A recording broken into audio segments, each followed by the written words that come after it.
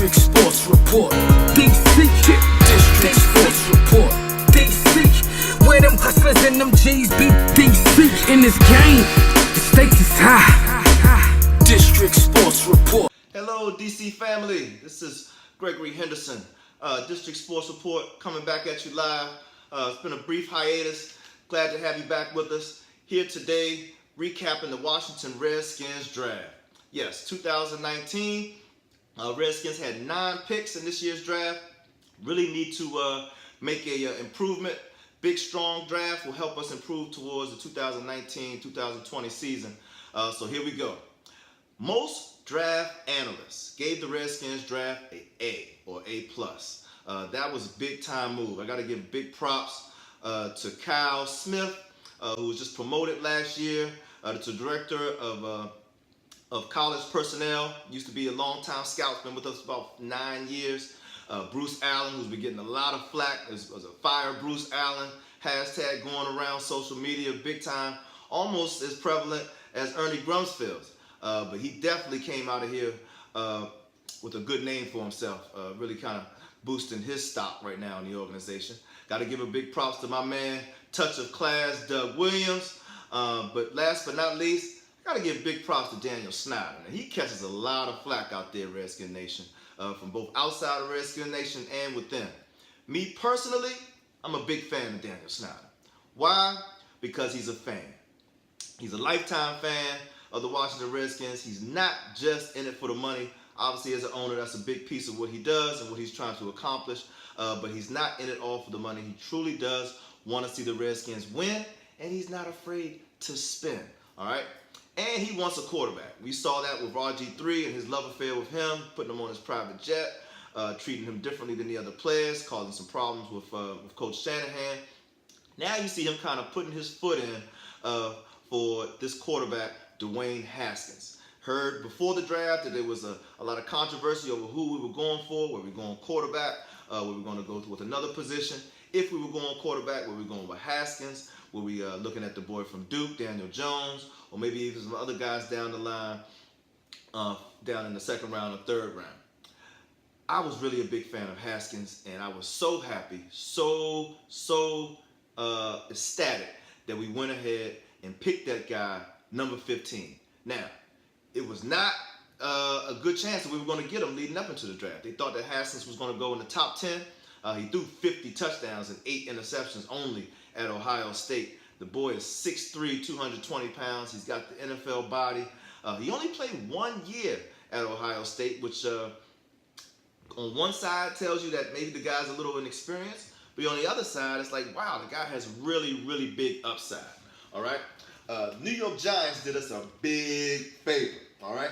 They were also looking for a quarterback, trying to upgrade from Eli Manning as he's getting older, approaching, I think, year 37, 38 years old. So they were looking to get a quarterback for the future to put with Saquon Barkley and the rest of their offensive threats. Now, word on the street is that the Redskins put a little salt in the game and had the Giants thinking that we were going to take Daniel Jones. Even though the Giants had another pick in the first round, number 17, they thought that we were going to take Daniel Jones with our early pick, number 15, not getting them the chance to get him number 17. So they went ahead, scooped him up at number 6, which was way earlier than he was projected.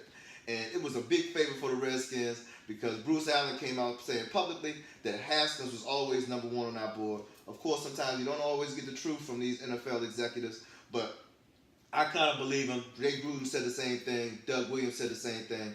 Haskins' stats speak for itself. I think we kind of threw some salt in the game, threw a little smoke screen to the Giants, and they fell for it. Ha! Big time move. Haskins, number 1 pick to Washington Redskins. We got our quarterback for the future, y'all. I'm putting my stake in it. It's going to have to see if he beats out Case Keenum and the injured Colt McCoy, but I really think this boy is going to be our quarterback for the future. Did you see Haskins when they picked Jones number 6 as he was sitting in his home or his draft party waiting for his name to be called? This dude laughed when Daniel Jones' name was picked for the Giants. Had a little smirk. I like his swagger. All right, this dude got a little Aaron Rodgers, a little ego in him, man. I like that. I like that from a quarterback. And I like the fact that he feels like he was a better quarterback, probably the best quarterback in this draft, especially better than Daniel Jones out of Duke. He even had a shirt coming out now called "The League Done Messed Up." You know he done messed up, don't you? You know he done messed up. Yeah, the league done messed up. Letting that boy slip to number 15, and he vows to make every team that didn't pick him pay. All right. Mike Greensburg, formerly of Mike and Mike, now on Get Up, came out publicly saying that Daniel Jones was definitely the best quarterback in the draft. His stats speak for itself. Way better than Daniel Jones. It was nice to get his endorsement. Also, heard a big comment from my man Chris Carter on First Things First. Chris Carter said that it's racial. I mean, he called this pick racism. I mean, that's taking it a little more to the right.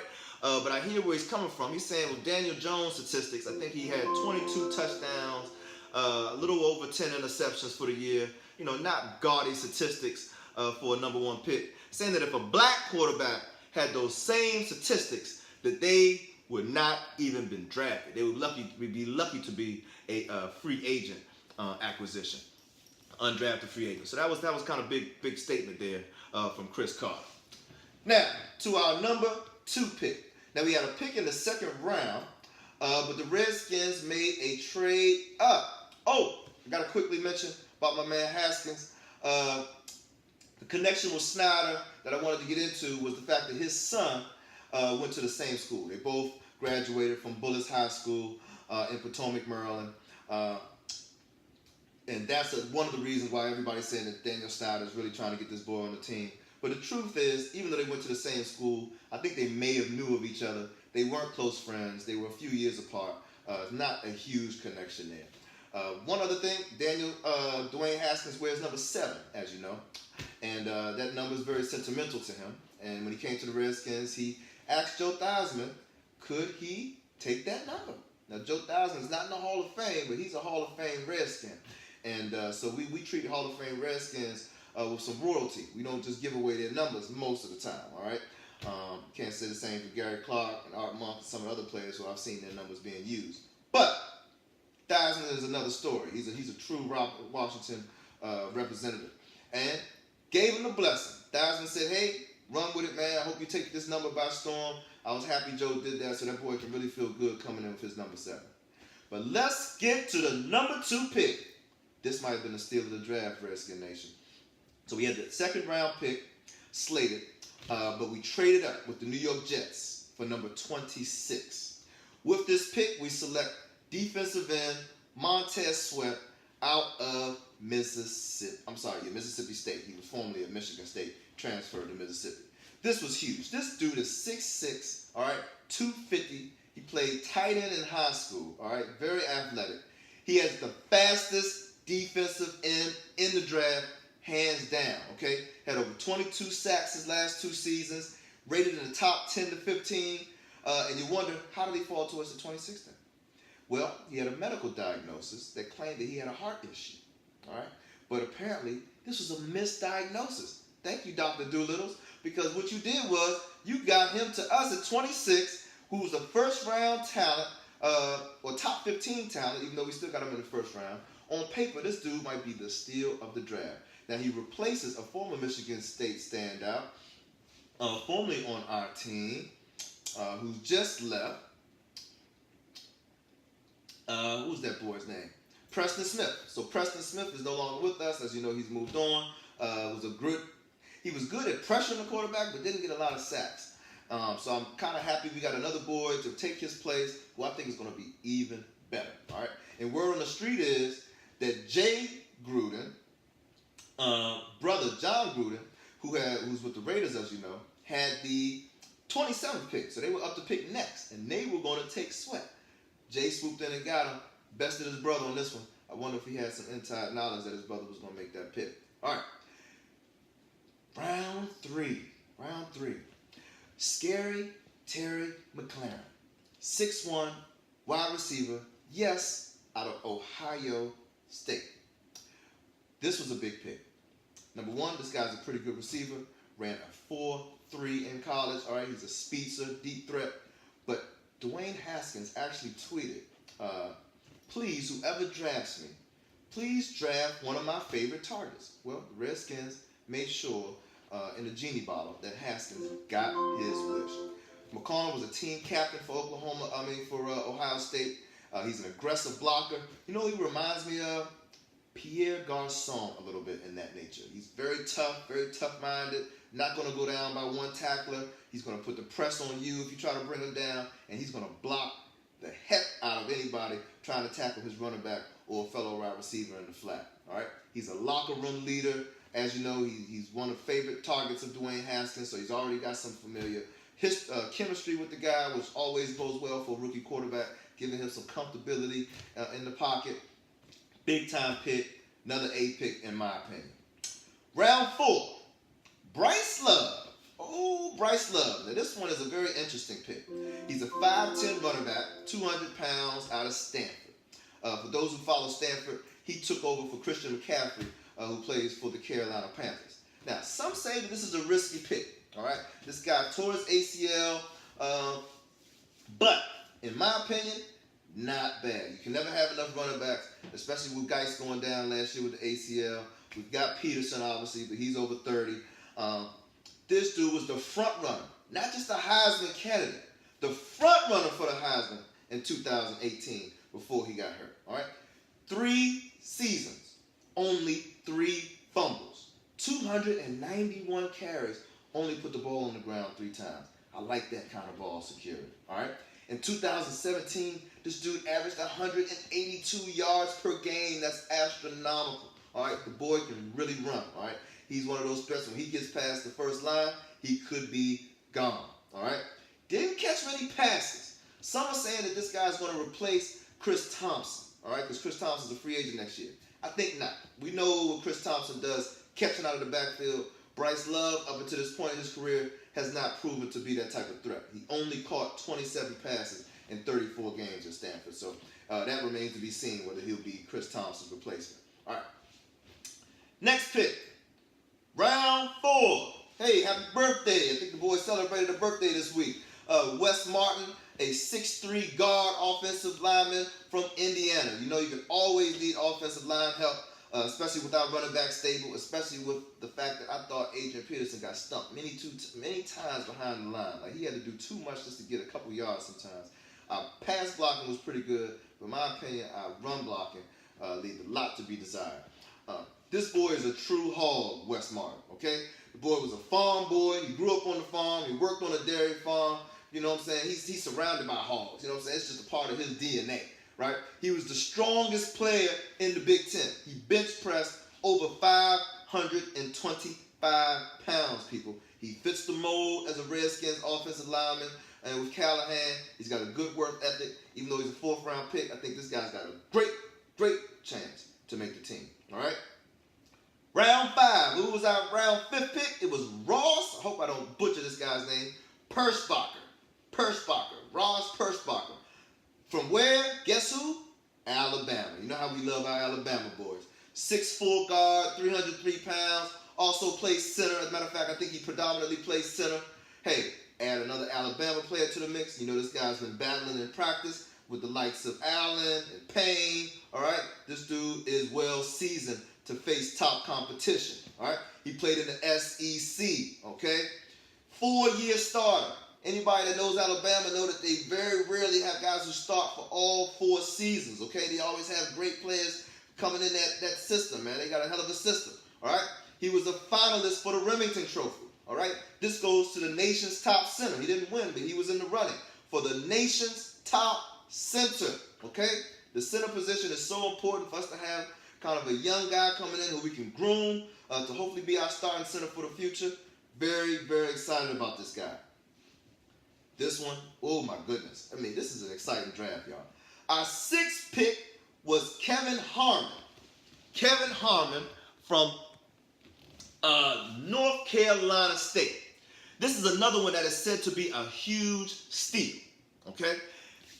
Big target, 6'3", 213 pounds, all right? I don't know how this dude fell, okay, to be honest with you. He's a possession receiver, all right? And the likes of like Dez Bryant.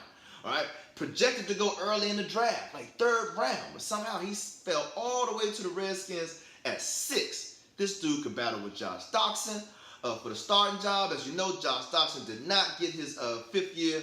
We didn't pick up his 5th year option. Still waiting for this dude to prove he's worthy of that first round pick that we spent on him. Plus, he's not worth $10 million right now, which is what that 5th year would have given him. He's still got a lot to prove, and he's got to stay healthy. All right? Very excited about this boy Harmon. If you watch NFL minicamp that just started this weekend, caught a bomb from Haskins, all right, in the end zone. It was beautiful. Both of them looking like money out there. Both of them looking like money. Round 7, another good pick. All right, Jimmy Moreland, 5'11", 180 pounds, from James Madison. All right, cornerback. This dude has crazy ball hawk skills. All right, many consider him a big time steal for the 7th round. Most 7th rounders don't make your team. Most of them make the practice squad. This dude has a chance to make the team. All right, crazy ball skills. All right, this dude set records. 6 picks as a senior. All right. Led the country in pick 6s, all right? 3. Took 3 to the house. And interception return yard, all right? And he catches the ball as a member of the other team. He's like a wide receiver, all right? Finished career, listen to this, 18 interceptions, 6 touchdowns, all right? That's more than some wide receivers, all right? First player in JMU history to be selected to play in the Senior Bowl, all right? This guy's a legend for JMU, all right? I like this dude. Not only because of skill, character. He was kicked off the team for some petty larceny. I don't know if he stole something out of CVS, all right? Something less than $200. He had to sit out a whole year for that infraction. He returned better than ever. His technique, his maturity, his tape watching, his shape, his body, physicality, everything better. All right? After sitting out a year and almost costing himself of his college career. That tells you a lot about this dude, all right? He knows how to deal with adversity. He's not going to give up, all right? This dude had to come back as a walk-on, all right? So he wasn't given anything. He had to earn that starting job all over again. He's got a good chance to make us NFL roster. He's got a will to succeed. I'm riding with this dude. Last but not least, Jordan Brailford, defensive end, 6'3", 250 pounds, out of Oklahoma State. He was our last and final pick in the 7th round. I like this dude because he's talented. He came out as a junior due to an incredible season. So he came out a year early based on his production. All right, so you know he was balling. 16 tackles for a loss. He had 9 sacks, which was 2nd most in the Big 12. He was injured his freshman year, so he lost a year there. Kerrigan is 31 years old, all right?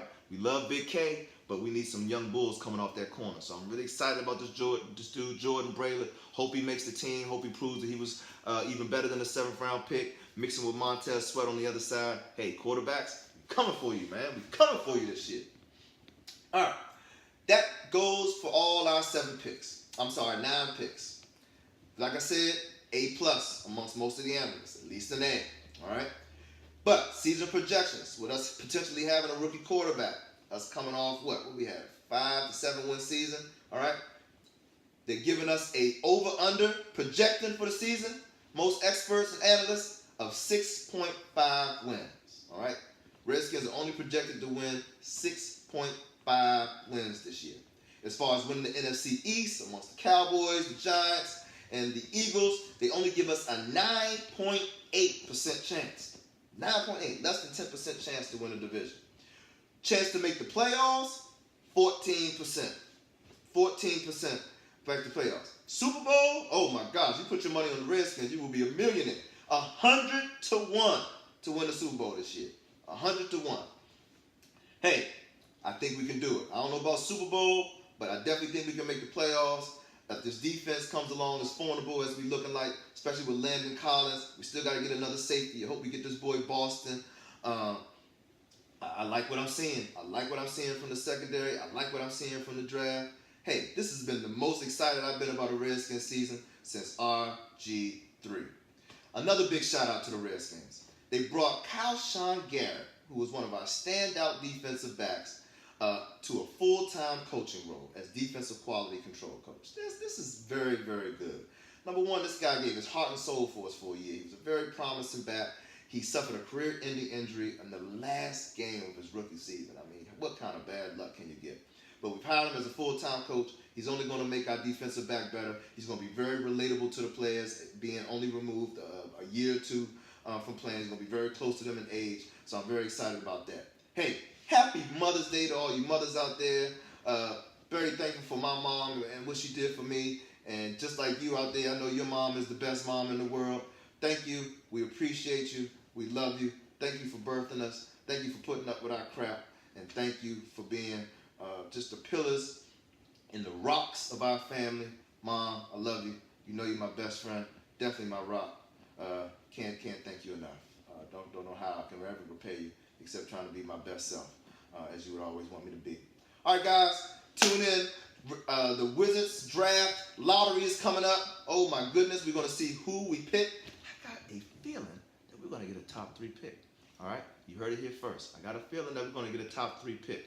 The year that we got the number 1 pick to pick John Wall, we were actually the 5th worst team. We were actually had about 10% chance to get the number 1 pick.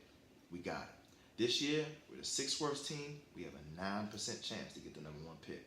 Let's do this. Basketball gods, Heavenly Father, please, it would be great to get either Barrett, Zion, or the point guard, as he describes himself, Jay Moran. Thank you for tuning in. Signing off. District Sports Report. Hope you have a great Mother's Day, great week ahead of you. We'll catch you for the NBA lottery. All right, peace out. DC family, we love you.